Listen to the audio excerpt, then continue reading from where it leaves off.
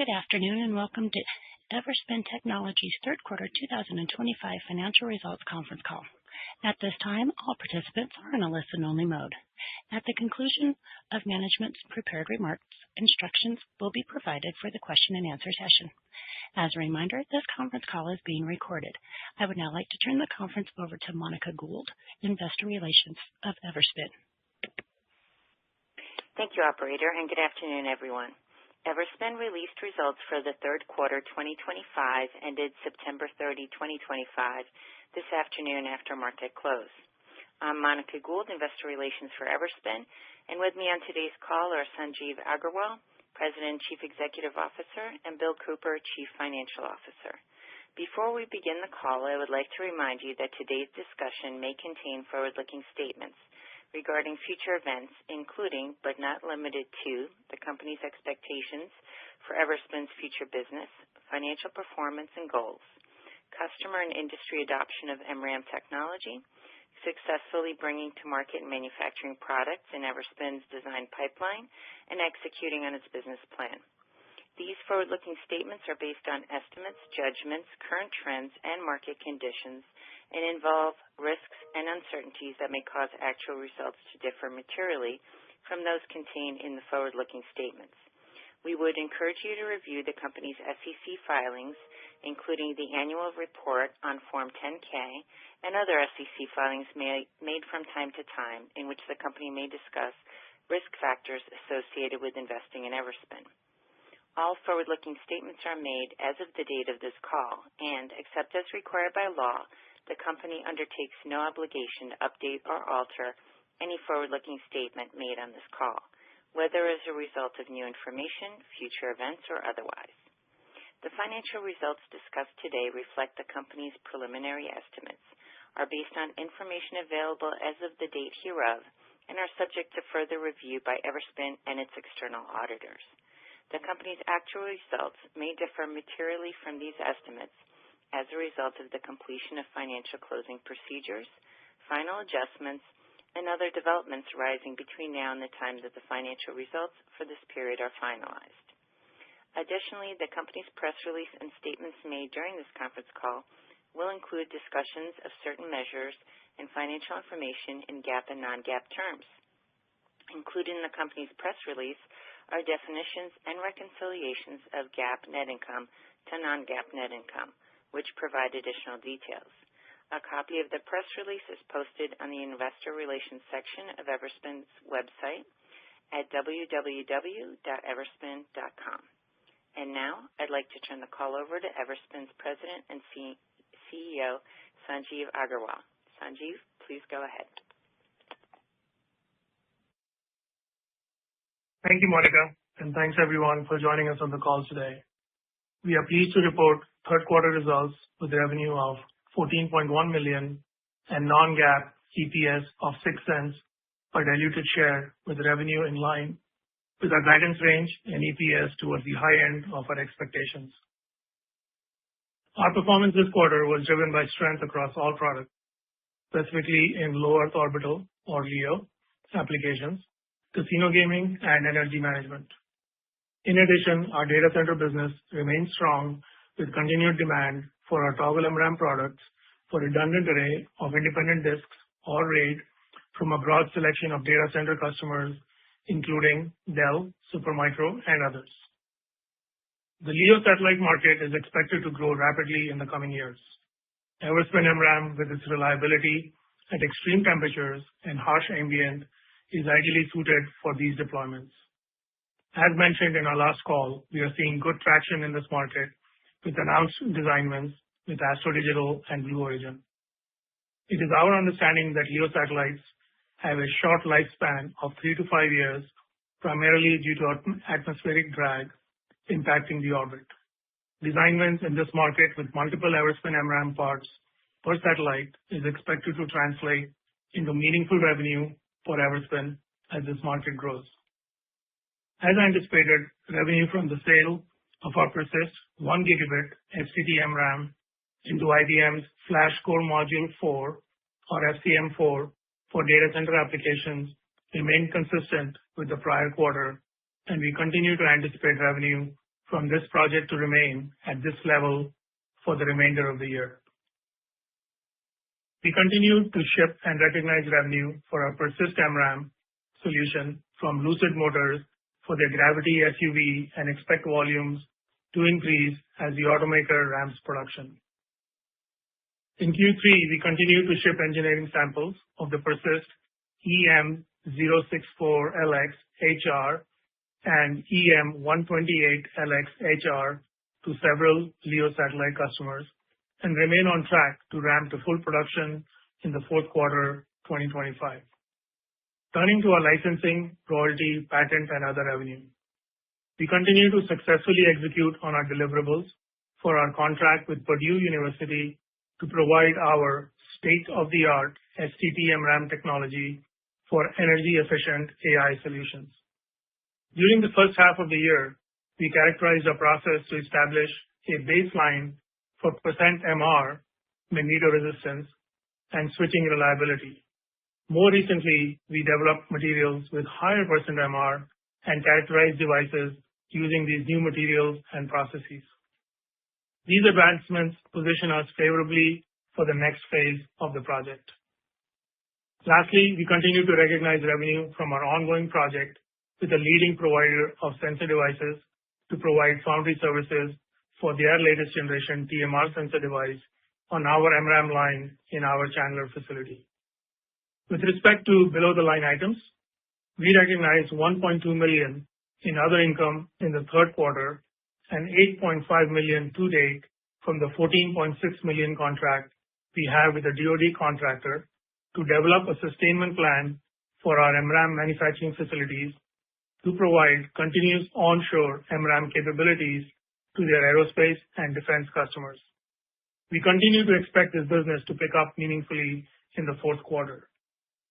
As we announced last month, we entered into a strategic collaboration with Quinteris to strengthen the reliability and safety of RISC-V-based platforms with our MRAM offerings. This partnership is focused on automotive, industrial, and edge applications where data persistence, integrity, low latency, and security are critical. The goal is to jointly build reference designs that would lay the foundation for scalable, reliable platforms for these applications. I will now turn it over to our CFO, Bill Cooper, who will walk you through our third quarter financials and fourth quarter 2025 guidance. Bill? Thank you, Sanjeev. Our results reflect the consistency of our execution.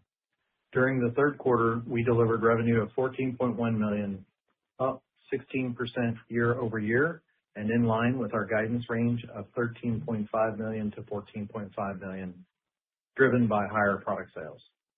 MRAM product sales in the third quarter, which include both Toggle and STT MRAM revenue, was $12.7 million, up 22% over the third quarter of last year. Licensing, royalty, patent, and other revenue in the third quarter decreased to $1.4 million from $1.7 million in Q3 '24 due to the completion of projects in Q4 '24 and Q1 '25, which were active in Q3 '24. Turning to gross margin, our GAAP gross margin improved to 51.3% for the third quarter, up just over 200 basis points from 49.2% in the third quarter of 2024. Despite the slight decrease in licensing and other revenue year over year, we were able to maintain gross margins consistent with Q2 levels due to improving yields on our STT products, driven by process improvements developed in collaboration with our foundry partner. GAAP operating expenses for the third quarter of 2025 were $8.8 million, up slightly sequentially, an increase from $8.1 million in the third quarter of 2024. Other income of $1.2 million was related to the strategic award we won in August of last year to develop a long-term plan to provide manufacturing services for aerospace and defense segments. We recorded third quarter non-GAAP net income of $1.5 million, or 6 cents per diluted share, based on 23.1 million weighted average diluted shares outstanding. This was toward the high end of our guidance range of non-GAAP net income of 2 cents to 7 cents per share, and compares to non-GAAP net income of $3.8 million, or 17 cents per share in the third quarter of 2024. The decrease versus the year-ago period was driven by lower other income stemming from lumpiness inherent in our DoD MRAM contract services, as Q3 '24 required higher levels of activity upon initiation of the contract in that quarter. As a reminder, non-GAAP results exclude the impact of stock-based compensation. We are pleased that our balance sheet remains strong and debt-free. We ended the quarter with cash and cash equivalents of $45.3 million, up $0.3 million from $45 million at the end of the prior quarter. Cash flow generated from operations decreased to $0.9 million for the third quarter from $5 million in the second quarter, which was driven by higher collections on receivables on a change in distributors. We did not experience any tariff-related impact on our results in the third quarter and do not expect any tariff-related impact in the coming quarter. We expect Q4 total revenue in the range of $14 million to $15 million and GAAP net income per fully diluted share to be between 2 cents and 7 cents. On a non-GAAP basis, we anticipate net income per fully diluted share to be between 8 cents and 13 cents. In summary, we're pleased with our solid results this quarter and remain committed to maintaining financial discipline while focusing on scaling our business and converting additional design wins to revenue. Operator, you may now open the line for questions. Thank you. To ask a question at this time, please press star 11 on your telephone and wait for your name to be announced. To withdraw your question, please press star 11 again. One moment for our first question. Our first question comes from the line of Neil Young with Needham & Company. Your line is open. Please go ahead. Hey, everyone. Thanks for letting me ask a question. First question, so 3 quarters in a row now of non-GAAP gross margin over 52%. Just curious, I guess, how sustainable you think this is going forward? Yeah, I think we saw some improvement this quarter, Neil, on the product gross margin specifically as well, based on some of our yield improvement initiatives and our factory utilization. But to answer your question directly, I think we'll see, that's a good, strong result for us. We do expect to kind of continue to be in that range overall. Okay, great. Thanks.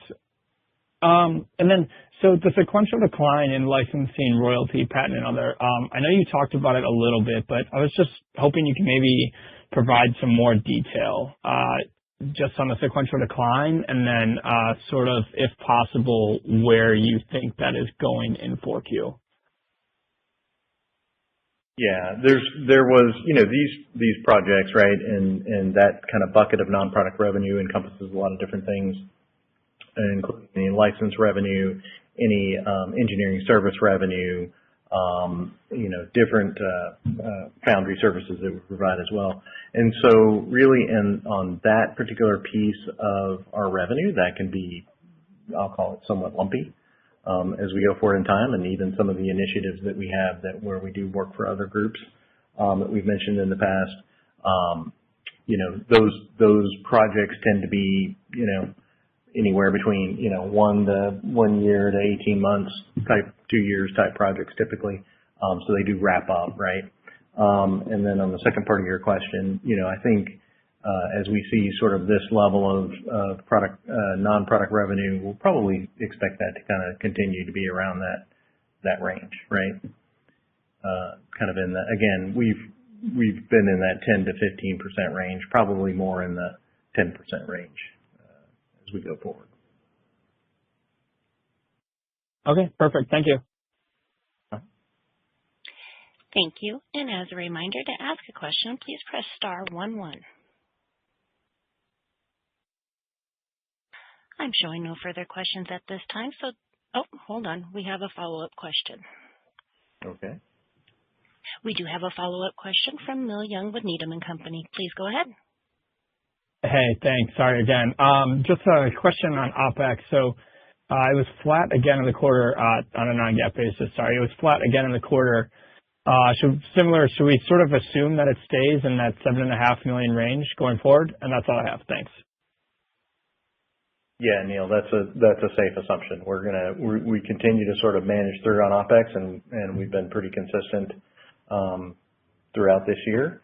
Now, again, we've sort of indicated that we are going to continue to sort of move toward product development type costs, but for Q4, you're going to see a lot of consistency. Thank you. Thank you. And now I'm showing no further questions at this time. Ladies and gentlemen, this will conclude today's question and answer session. This will also conclude today's conference call. Thank you for participating, and you may now disconnect. Everyone, have a great day. Thank you.